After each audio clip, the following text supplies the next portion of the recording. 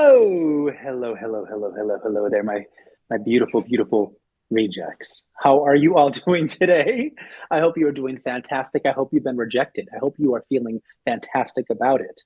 Today, I have somebody who has been rejected in life and accomplished amazing things despite of it. His name is Carlton Wilborn. Hello, Carlton. Thank you so much for being a part What's of up, everybody? What's up? Hello, sir, it. Mr. Gus. Hello, Thank you hello. for having me on your show. How are you?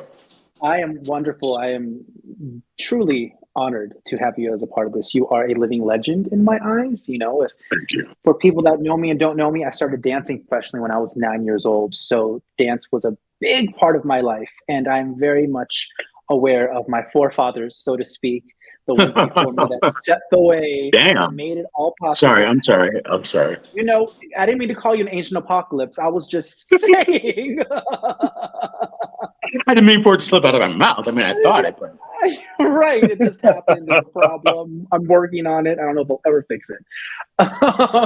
totally. But genuinely, I mean, you were with, you've done, just to touch on one thing in your life, you've done so many incredible things after that. And I am so looking forward to having this conversation with you and sharing it with everybody. But you were with Madonna in her prime. You were there when she really stepped into herself and into the world and into the spotlight, like at its peak. And I can only imagine the type of energy and frequency you must have felt being a part of that movement.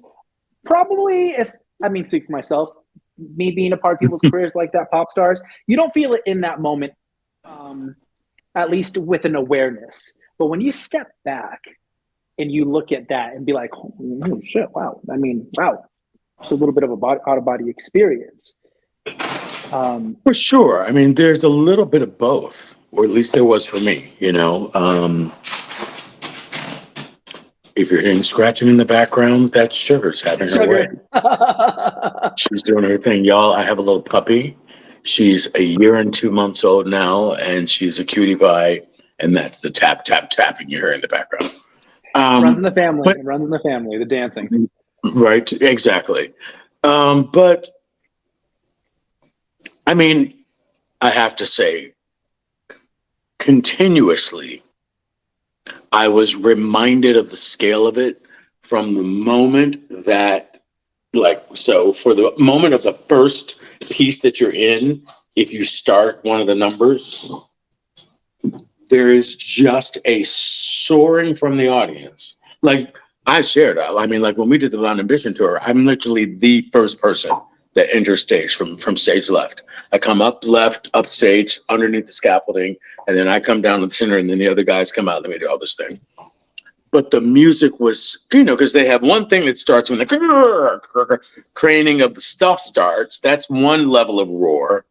Then there's a second level when they see somebody, and then the third when they see her. Mm-hmm. So by the time I come on, the downbeats of the music, I could not hear. No, literally. I mean, and we've got, as you already know, like the sound systems on stage are no joke. Like I'm half blind. I mean, can barely hear now because of it. Understandably. Yeah. But so that was one moment, but then there was also, so that level and scale was always like, fuck, I'm inside of something. But then, as you say, having enough time away from it, has exposed and revealed some others. Like even the most recent for me is being okay to call that group and her my family. Everybody always said it was like a family thing. It was a family thing. It was a family thing. I mean, I wasn't saying like it wasn't a family thing, but really for me, it wasn't about that. It was about, here's a next level cool job that I get to do, because I was just coming out of Hubbard Street Dance Chicago. I've been the principal dancer there I've been with the company for 6 years and was their lead guy for like 2 years. And so, I mean, I had done some stuff already, and but again, it's with who it was, and as you say, for where she was at that time, it was very impactful, and it's still been growing on me. it continues to inform me, if you will. Yeah, I completely can relate to that. It's funny when you speak of like your Hubbard experience being the principal dancer. First of all, you say it so lightly. Second of all, what a great preparation. What a great preparation. Speaking of that, was there a time in that company work that did you face any rejection before you got principal? Were you just that brilliant that you went straight there? Like, how did rejection get you to that point? That's a really great question. Didn't expect to ask. I've never been asked that question. I've never been asked that question. Well done, sir. No, really. Did I ever receive? Yes. Yes. So I auditioned for ALE and did not get accepted.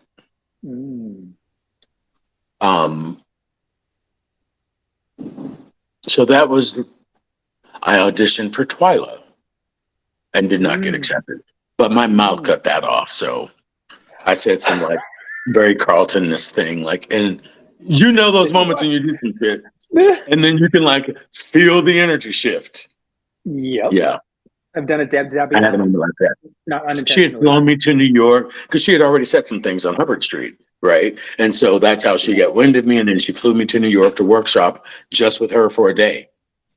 And, I don't know if you know Twyla's work or the deconstruction of Twyla's work, but, she literally has bodies of movement up to like 94, 95.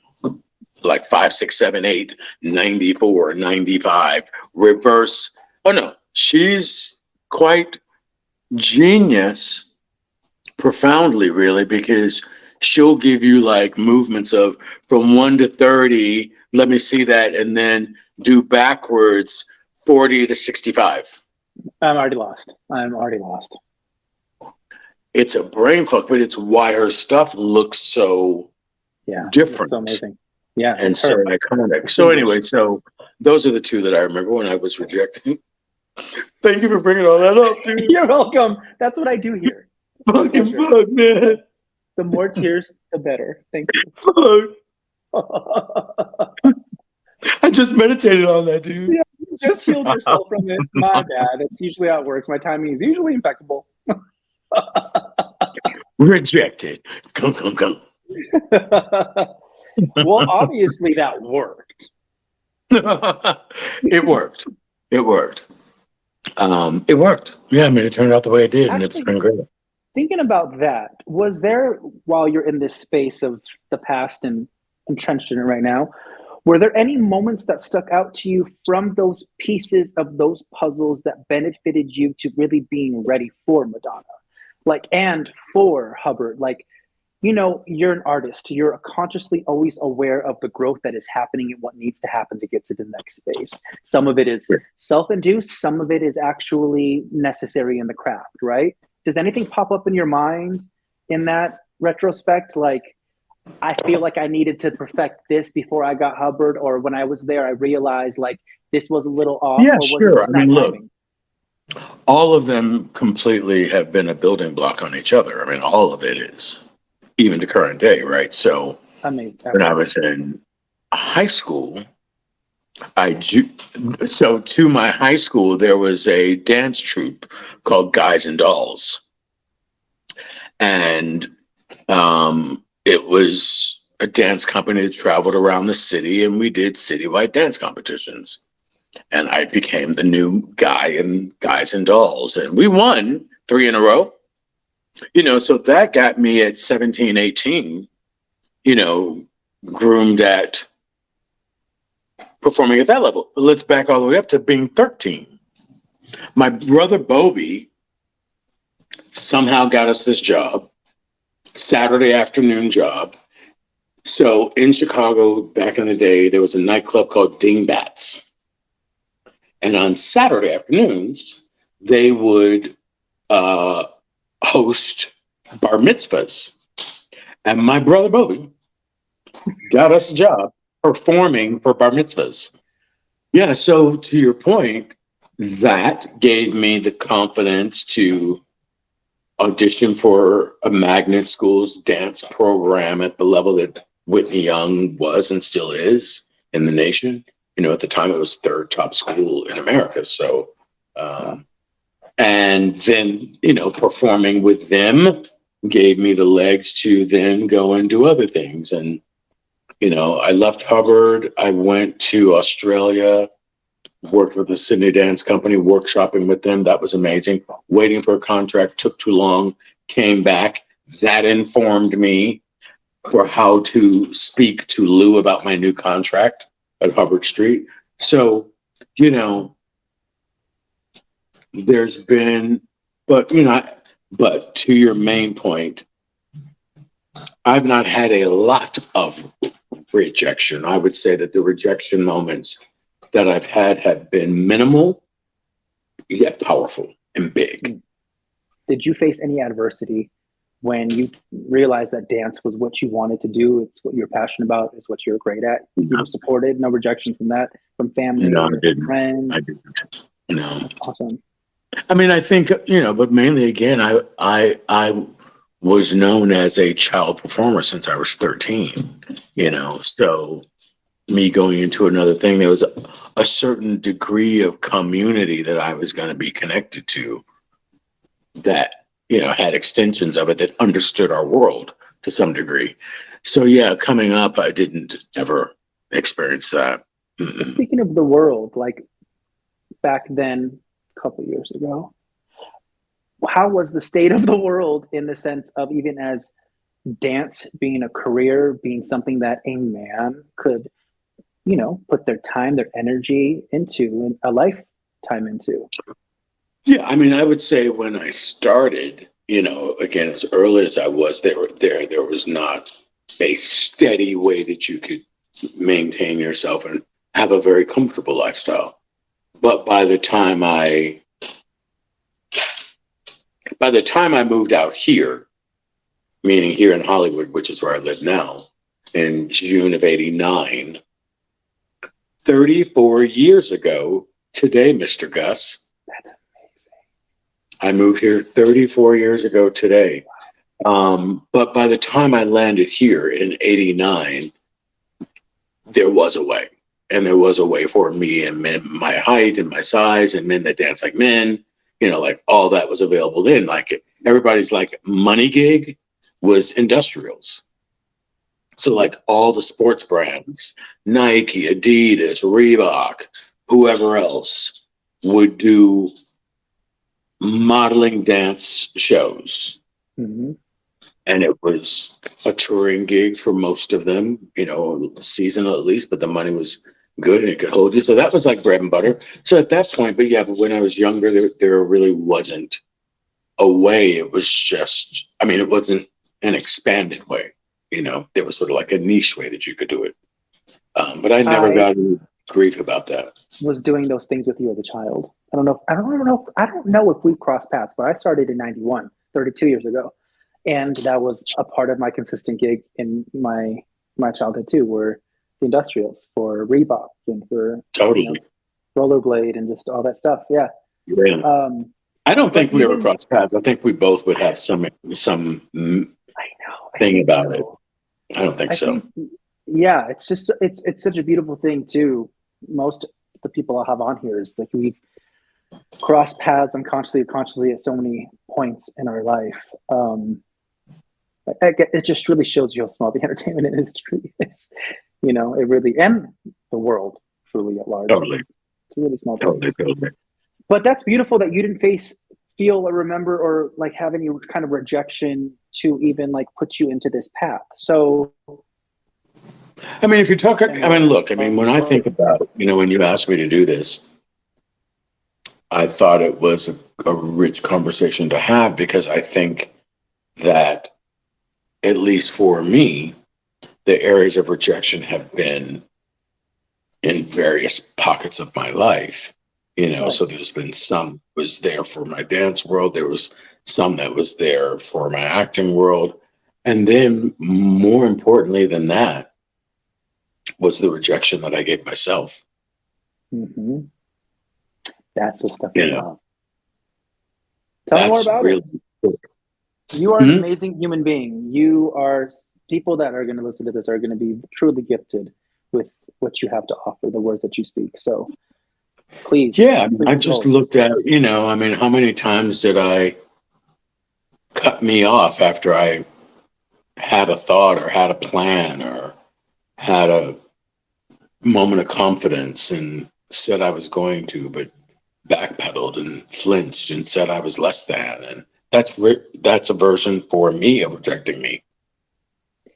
Do you remember any instance in particular that created that rhetoric and that pattern that instilled that way because of the original rejection? There've been two event seasons, I'll say it like that, in my life that propelled all of that. Me being sexually abused from 8 to 13, and then based on what I was hearing, at least in my community, where we had the radio on and the TV on, I was hearing things that meant that, I mean, clearly that is wrong for someone else to do, but basically I was having sex very young. Mm. And so I let that clamp me up, right. and say the wrong things about myself to myself. And then when I was diagnosed HIV positive, for sure, back in 1985, I let that absolutely create a loop around me and what was possible, for sure. Yeah. So those areas for me is where the rejectedness, even down to a dynamic where, because this is a powerful conversation because it's the first one that I've had since I'm on the other side of my 1-year journey. Which, if you could please touch, I'm aware of it, but if you could just give a little bit of of course. Yeah, sure. So, y'all, what's up? My birthday is May 29th, which just happened. And a year ago, I made a 1-year commitment with God to be fully sober and celibate. And so it ended only a number of days ago on May 29th. And I ended up, so what was I saying about that? So you got me all in my head now. What the hell? I can't help it. That's what I do to people.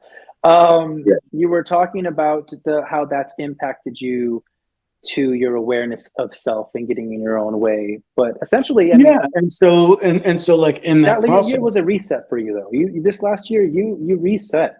That's kind of how you and I came acquainted again. Essentially, as we saw each other at an old people dance class. Is what it's called, holiday dance class, old people. It's called an OG class. You can say old people dance class. All right, okay. I was thinking ancient civilizations dance class, but sure, wow. Say OG. And you were sharing that with me, and the way that this mind intuition works innately with me. I was like, oh, you're doing a 50-year reset. Like I didn't think about it. I just said it, and you were like, yes. Oh my God, yeah. And I mean, I can only imagine what that must feel like to take yourself out of a habit for a full year, especially someone like you who indulges in every moment, has learned to live in the moment.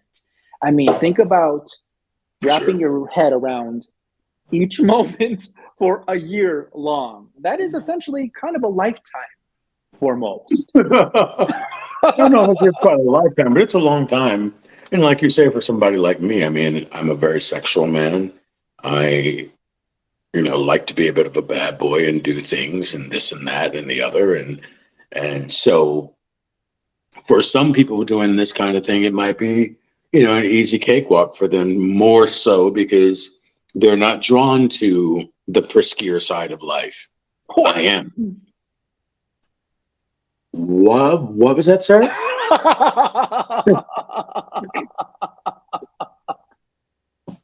Wow, I can't hear you. I'll call you back. The sound went off. Where did it go? Where did he go? And we're wrapped. Are you there? Yeah. So yeah, so inside of that, like coming clear to myself, but looking at another way that I rejected myself was putting down this 40-year friendship that I had with someone that was very, very meaningful to me. And I, inside of being unplugged in the year from all these other things that pull so much energy, right? Like that's just what it is. I got to have my space downsized enough so I could see more rightly, and saw that I had to do it because of where I placed this person placed me down here. Well, if I may, speaking of that, that was a very pivotal point of rejection in time in your life. Exactly. Yeah. Hubbard Street Dance Company. I had a moment with Lou, and all that started. It's all mended now, but and we're gravy, and I had a great time with him the last time I was there. But we had to do a little force to force, and God is amazing, and God does what He does. So here is where I am. Mm-hmm. Mm-hmm. Yeah, but the rejection thing. I think for me, where do I get my pull up from? Where do what I early on, man, I think that I was just sort of given the ability to know that I was, and this might sound like super freaking esoteric, but it's really true for me. I've always known that I was tapped into something bigger than myself, or that I was actually made of something. Like I've always thought I was an alien, like truly. But like what that means for me, and like I've had some curious moments, y'all. I'm gonna get them to it right now, but where I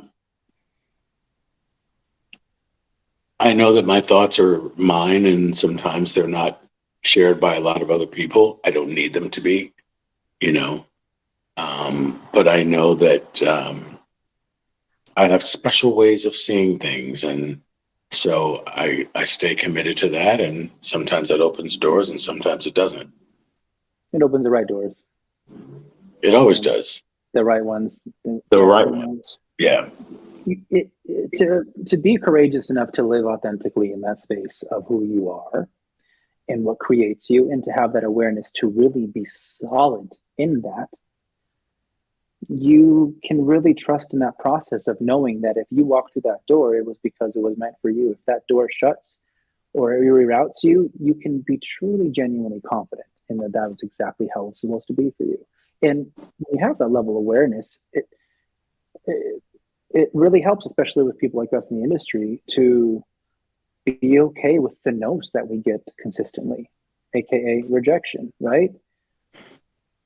Yeah, and the equation that I was starting to speak on for me is somehow I was given the ability to know that all of it was ultimately for my good. That doesn't mean I don't bitch and moan throughout it. 100%. You are an alien, but you are also human. Like, absolutely. And then I'm something else, probably. I don't know. You know what I mean? But really, it's like some part of me has always known that. And my mom has a phrase that I use: peace be still. No, this too shall pass. Shiz too. Both of those. But this too shall pass was one of my mom's main statements. And so for me, what that has always looked like is to be in the preparation mode so that when the stuck or the trauma feelings from being rejected pass, because there's going to be a wave of when you then feel yourself needing to be reactivated into the world. And so I always like, for me, my strategy is I always like to make sure that I have something else brewing so that when the heavy is over, it was for nothing. That's great advice. That's really great advice, especially to any artist listening. Yeah, because the heavier feeling is already going to make you feel in doubt about yourself and all that kind of stuff. So it's also another way that I use that helps me stay with my neck and my back a little bit bigger, because I accomplished something and I like what I accomplished. And Yeah, so I don't ever live from a place where I have decided for too long that what's happening, you know, Mm-hmm. that what's happening to me is going to take me out. And I say that because when I speak to other people and speak to clients of mine, because I've been working as a life coach and for a number of years now, and I realize that the dread feeling that most people have is less about the circumstance they're in, but about the point of view that they have about the circumstance that they're in. Say it again for the people in the back. That the dread that most people are in is based not so much on the circumstance that they're in, right? Like I'm single or my family or I haven't talked to so and so for this reason, but it's more about their perspective about the circumstance that they're inside of Yep. that causes the dread. And so I have just, and I make sure that I work with myself to get to that place of like, where is this exactly as it is? If nothing ever changed, where is it? A silver lining for me that can have me lighten the fuck up and pull up. That's what I do with myself. Were you raised by a strong presence? Did you have was your mother a strong woman? Johnny May. Sure enough. Yeah, Yeah, Johnny, my mom. I see a Mom and deep dad were correlation. in very different ways. Um, Mom was a model on the regional level in Chicago, so she had been traveling around with it. Oh, that's where you got them cheekbones from? Okay. Uh-huh.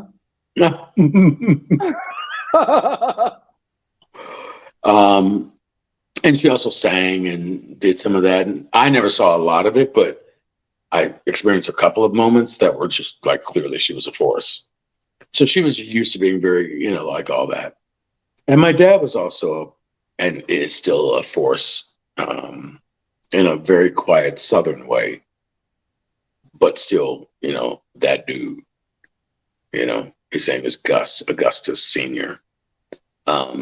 So yeah, I got a lot of that. And to your point, I know for me, when I was in the heat of some moments, like real sticky, I remember getting called to talk to like my higher self.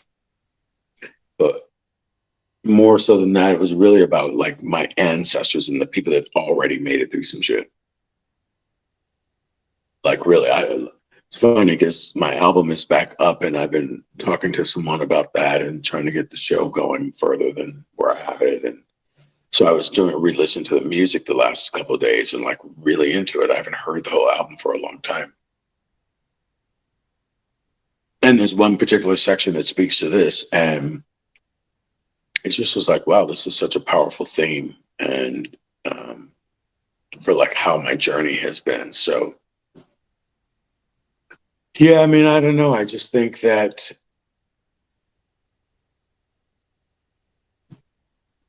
I got blessed with the ability to know somewhere inside of it all that I can make a choice. Mm-hmm. Right. And I think that, another way that we, all of us collectively at different seasons, can let ourselves get caught up and feel extra dread is because we've lost sight of the fact that we can make a choice. Yeah. I mean, and that choice might look different than the choice that we want to experience, but that doesn't mean that the choice that's leveled on the table is not for your ultimate sculpting. This is what I know, and this is what I lean on for myself. it's a powerful place to be in. It's a beautiful place to be in, especially as an artist, like it's not something that we're not taught that as artists, right? That resilience, that the way to have a means beyond the nose, so to speak, and to have that type of insight that you have, because it can especially especially someone coming from like a small town who is moving to Los Angeles to be like the star Sure. that they are, believe they are, whatever that is, and you are not used to that kinetic energy that flows through Los Angeles, through every piece of vein and cement and grass and woodwork that exists in that city and human being in the blood of that city. Sure. To completely hear that like bank, no, no, no, no, that could do that. It could be extremely, really damaging. Well, and to that, I think, has the rejection given me all negative or what's the positive?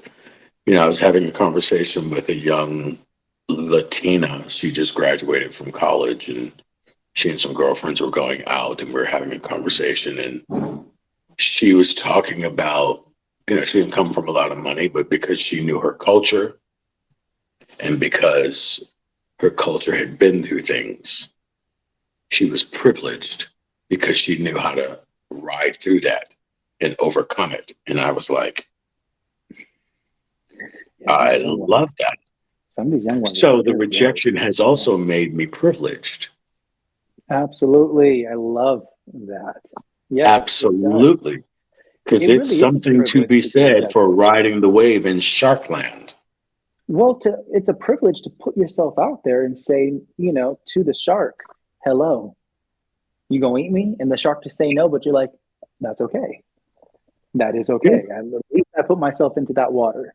That is And the like you privilege say, itself. after many, many years, I mean, doing the dance out here, you know, 34 years now, in La La Land, of course, I was doing it for a boatload of years in Chicago and all the other places. But um, yeah, man, it's about, for those of you that are tuning into this as best you can, figure out a way for yourself to get into a way to dial down your red heat so you can see clearly what is in it exactly as it is so that you can shift yourself, because it ain't about, for me at least, it's not about trying to live my life so that, I mean, of course I want certain things to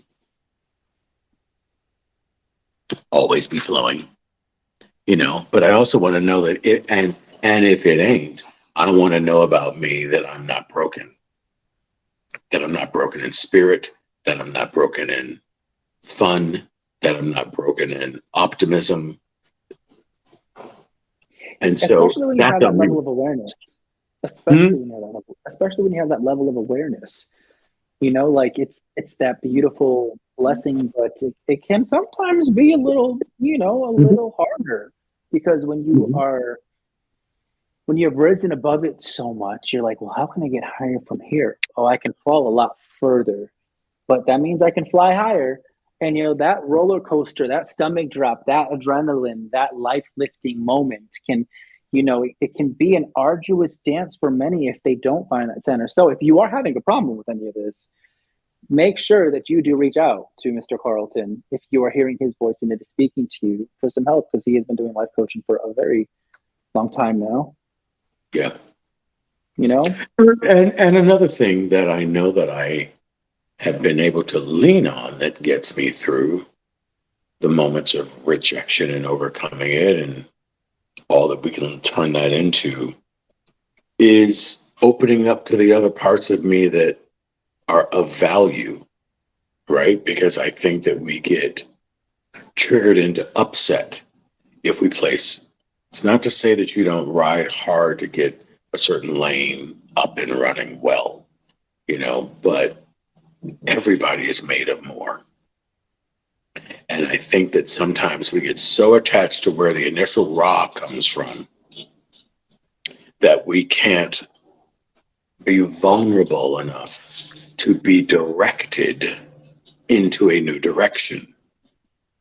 We accept being directed as performers from someone that's been hired, and we can see a form of them saying, go here, wait that long, not yet, now talk. you trust in that process. But when it's an invisible direction that I didn't says, always, but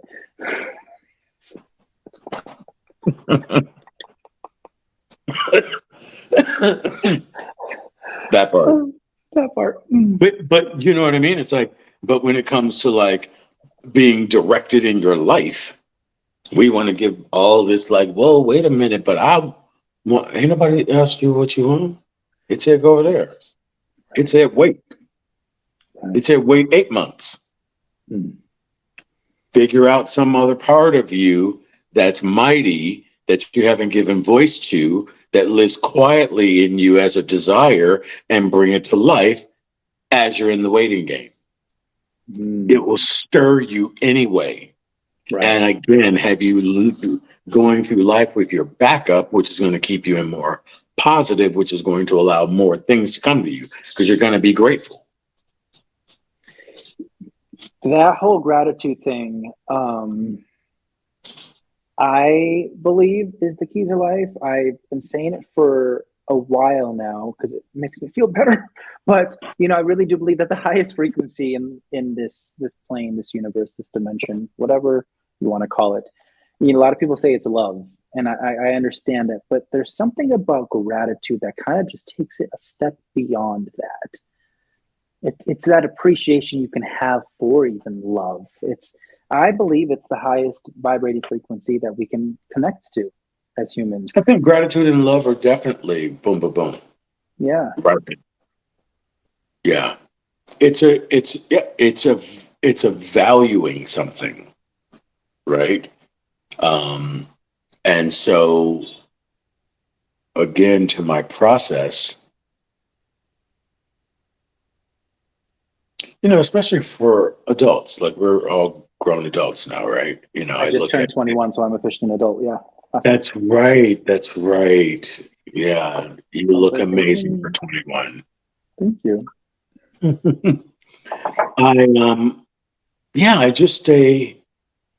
I have to cause myself. I'm not saying that all this is super easy. Of course, it absolutely gets easier. That's to be said and to be repeated. It does get easier to ride the crazy waves. It does. Yes. It does. One of the gifts, it's a combination of my age. I just turned 59. And the other is the gift of having done the world that I do since I was 13. A lot of stuff I just am not caring to be in a huff about. Yeah. Because you just realize at the end of the day, it's just important. Yeah. And you can get into a lot of strong opinions, and everybody's got one because everybody wants to feel important and like they know something. But at the end of the day, you live long enough and you realize you don't have a lot of answers, even when facts line up in front of you. So what's the point in getting to a whole, like, I can't do it. Keeping my space simple. And it's so much, you know, it's interesting how you say that, because I wonder with age if it makes it easier to just be like, halt, nope, I'm not going there. Like, what is it about age? Because I know, you know, and you're. What is it about age is time. What makes it important because of time is that it's rich.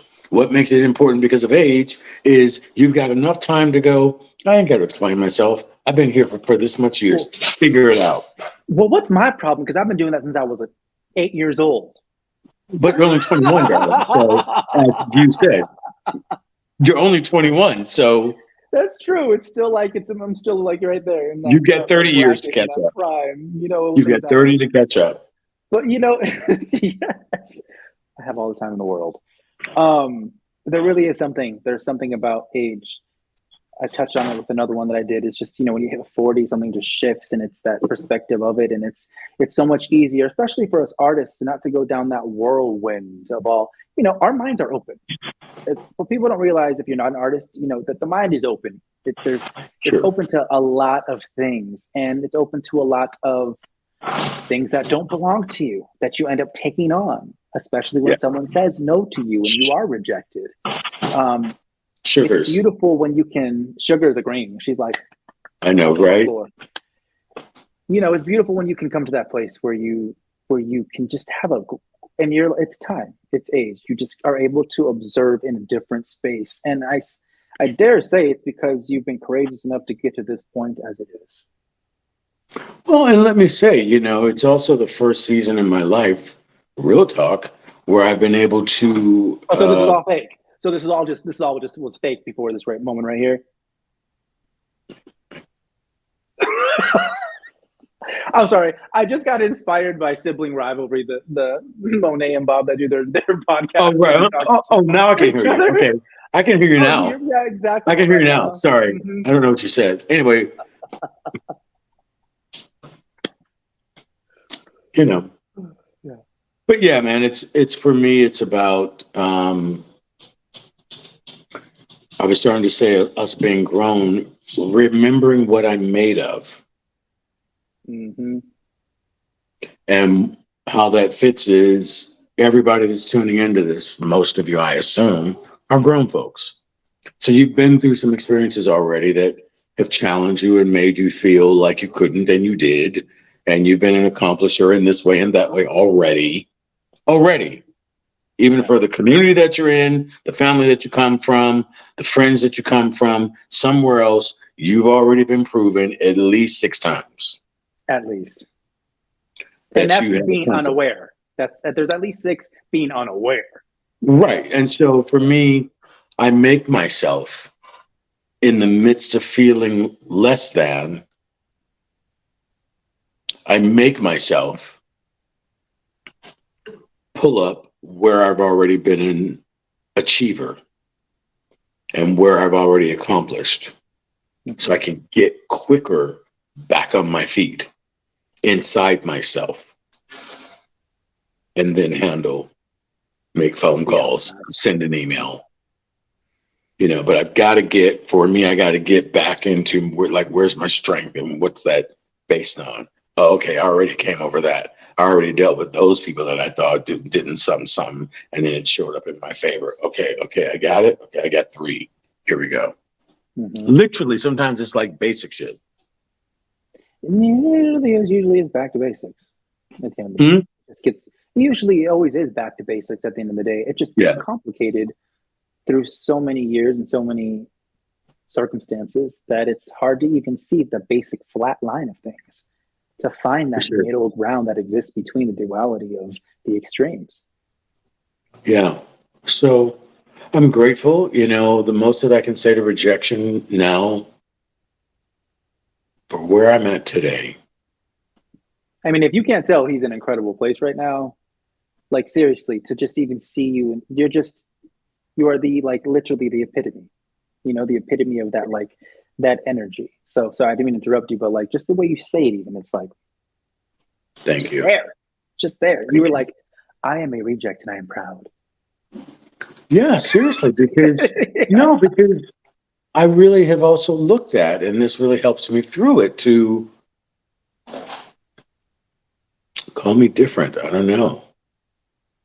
If I really want to believe, and the Bible says that what the devil meant for evil, God will use for your good. So then again, when I'm in the midst of something, I have to, it's my responsibility to figure out, how is this helping me because I'm cared for? For real. Either I got to learn to be humble. That was a hard one at first. One is I got to learn to shut my mouth and not think that everybody always needs to hear me. One is I need to, those kinds of things. And so a friend says, do you want to be right or do you want to be better? Oh, I love that. And I've always leaned to wanting to be better, even if it costs me some learning. Yeah, that's beautiful. That's powerful. Yeah. When you have both of those as an option, it can be tricky to pick one or the other, but that one definitely takes you to a better place. Gus, I guess the message for me to say to everybody the most is challenge the systems. You have to challenge the systems. Challenge the systems that are in front of you, that we hear through media and billboards and things, and challenge the systems inside yourself. Because at the end of the day, to me, I think the biggest issue to deal with, as we're even talking about rejection, is what we say it means. Again, it ain't about the circumstance that you're in. It's about the perspective.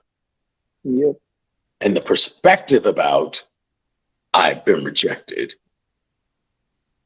I think is my work to elevate that frame so that it is not a rejection. Of course, it initially feels like, because we're human, right? And we're supposed to have those feelings. But how long we stay there, and the staying there ain't really that complicated. The staying there is remembering that we were made to be powerful, that we've already overcome some stuff. So what you tripping for? Self. Not may, but you already are. You are. You may have lost it. You may have given it to somebody else. You may have forgotten that you have it, but you never lost it. It's always been yours to give or take back. Go ahead, Dorothy. You know, all I'm going to tornado now. Oh, that was a good swirl. You like that? That was good, right? The hair was really. I don't have dreads anymore to do that, y'all. I'm upset. I used to have dreads down to here. Oh shit! Maybe it's time. They got full front lace things. I mean, look, in some rejection. I'm not telling you if this is fake or not. You wouldn't be able to tell. Oh my God! How about Stutz? Huh? How about Stutz, the documentary? Oh. Have you not seen it? What is it? Oh, y'all, listen to me. What is it? Gus Stutz. It's the Jonah Hill documentary that he does with his therapist, because he really knows that his therapist is really powerful, and he wanted a lot of people. It's genius, y'all, in regards to not getting caught up with the positionings of the world. Just watch it. Yeah. It will also give you, in its own specific ways, some ways to see how to look at yourself inside of the frame of rejection. Watch Stutz. Well, I mean, that's literally what it is. Whoever that therapist is, I guarantee just figured out how to articulate the acceptance of rejection to move past it and not make it a part of your life every day. I mean, it's, in short, I'm sure that's really what it is, and just says it brilliantly, especially with someone that has a career like him and is able to still keep moving forward in that. It's awesome. I do find usually, the ones that are doing great are the ones that have taken the journey inside, especially for the people like us who weren't born into money, had to make our way. There is something about this enlightenment, if you want to call it that. It seems placé, but it is. There's something about the awareness that you can find within yourself that will bring you your own success, regardless of whatever that looks like or thought it was supposed to look like to you. Totally. And, yeah, I'm definitely gonna watch that. I don't know how I got on that tangent, but that was a great talk. Thank you so much. Absolutely. Thank you for wanting to hear my thoughts. I always want to hear your thoughts, so thank you so much. Can you, speaking of that, tell us more? Where can we find you? What's Where going can on you find in your life? me? What are you creating currently that Sure. we can check out? You can find me at carltonwilborn.com. That's my umbrella site that has a little bit of creativity, a little bit of my coaching work. On IG, I am Carlton Wilborn Rising. It's long, but I like the word rising with my full name, so it is what it is. On Facebook, I'm Carlton Wilborn USA. Mm-hmm. And you can find me there, and then I got websites that are all inside of those. But yeah, I mean, like, this is the reason that I do the coaching work that I do, because I know that I was taken through all the things that I have experienced, not just so I can come on the other side and go, "Oh, I made it." Right. There's a passing the baton, and to some degree, and I just heard that very early on for me.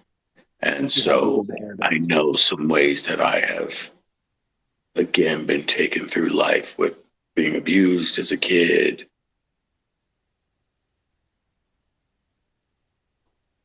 it just is amazing how I was groomed and primed to speak to a lot of matters for people and help folks find their way. And, you know, when you're inside of stuff that's that murky, yeah, it just is like, it's important to know that you're bigger than that. Yeah, there's a lot of people that need to hear that don't know how to get out of the murky waters. Yeah, and for me, like me doing this work was really because, like, when you're in it like that, it feels like a living freaking nightmare, man. It really does, because you know that you're capable of stuff, and you're like having these things and this and that and this and that.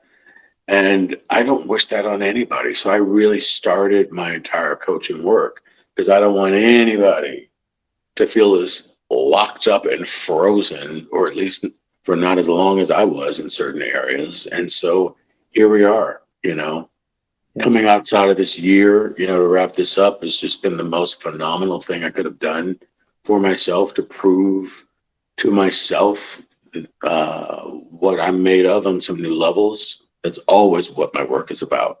What the mind is capable of. Reprove it. Because you can. I ain't been given nothing more extra than you, than Oprah, than anybody else. It's just a matter of like, what's your calling? Is it your thing to do? And are you dialed in? Yeah, everyone has their place. Not place, but everyone has their thing, you know, like for the people that can't just find it innately like you did, that's what you're here for, you know? That's sure. You know, it works like that. It's that universal law of just connecting the dots when necessary and needed. I know in my heart that I think the best life coaches out there are artists that have had to struggle and be rejected at the deepest, profound levels. That's why I'm finally doing this. I don't know what I'm doing, and I've said it probably before, but I'm just doing it because if I keep hearing people tell me that I'm changing life and helping them, and that's just because of the rejection that I face and I've overcome somehow, some way, then I know that this is something I have to do, whether this is 1 or 2 or 3 or 5 or 1,000 conversations. At the end of the day, it's important for people to get, you know, I know Gus for a short amount of time, and as he said at the beginning of the conversation, we met at a party, at a dance party class. People dance class, yeah. But we've been able to connect several times since then, and you definitely have some, not even wise, it's just like extra dialed in. You know, it's like on the other side of wise, you know. He's got some powerful abilities, and so I think it is important, and I'm excited for you that you're doing this so that more people can get wind of you, and you can do the work that God wants you to do in your own way. And this is part of your way. It's not the only way. It's going to inform people. It's going to inform you, and you'll bridge this to the next thing. You'll walk, boom. So congratulations, Mr. Gus Carr. Thank you so much. Thank you for having me on. Oh, it was an absolute pleasure. I look forward to our next conversation in general. And everybody that watched, thank you so much. I thought I had something to say after that, but I don't. So thank you again, Carlton. Thank you, sir. I do have something to say still, because it came back and it's meant to be said, is everything that you said I receive. And that was really hard for me to do for most of my life, to receive those words. And to be really honest, you all that I'm bringing on here are a reflection of that. So that's how I know that the work that I've done, the darkness I've overcame, the place that I am right now, is I'm in the right place. Because if I have someone like you saying those words about me, who I feel the same exact way about, life is good. So thank you for being you. Thank you for joining me on this. And I hope this hits those ears that need to be hearing this. And I will speak to you soon. I got to say out loud, because I just have to. Thank you, Reiki Rachel. Thank you, Reiki Rachel. Thank you, Reiki. Thank Reiki you, Rachel. Reiki Rachel, y'all. Don't I sleep. send Reiki Rachel to all the people I love, and she has been so instrumental in this process. Please check her out. I will put her link down here too. Have her reach out to her and do a conversation with her. I would love to talk to Reiki Rachel. I will. Of course, I you can get a absolutely will. conversation with her. Yeah, she's just a match. Yes, I will. Wouldn't that be amazing? Perfect. It'd be perfect. Yeah. And Sugar's trying to show her face because that is a beautiful place. Yes, I see you, Sugar. Oh, yes, Say she hello. is, right? Look at her. She is so pretty. I know. Hi, mamas. Dude, we've been having a love affair the last few days that I've been home. Like, seriously. Because of me just lying around and us taking naps together and cuddling. She's been so sweet. Hi, mama. I She's love looking you. like, okay, your time is up, Gus. Can I have I know, my right? nap? She's like, and it's 7:36. Yes, you can. Yes, you can, Sugar.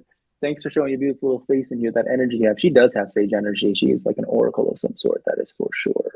Isn't she? Look at her stuff, y'all. Wait, that She way. really Look is. at Look at her that. stuff. She just has like this Egypt. Y'all gonna be like, oh, he's really weird. Yes, I am. But she has some type of like Egyptian ancestry. That's what attached to everybody her. says. That's what everybody said, and it's true. Hi, Her. sweetness. Oh, I love you. her. I love you, mama. All right. Yeah. So much love to both of you. Thank you, again. Sir. All right. Ciao. Bye. Ciao. Thank you for watching. Don't forget to subscribe, comment, like, and share. But most importantly, go out there today and get rejected, you beautiful rejects. I am Gustavo Victor Carr, and this is Rejection and Reflection.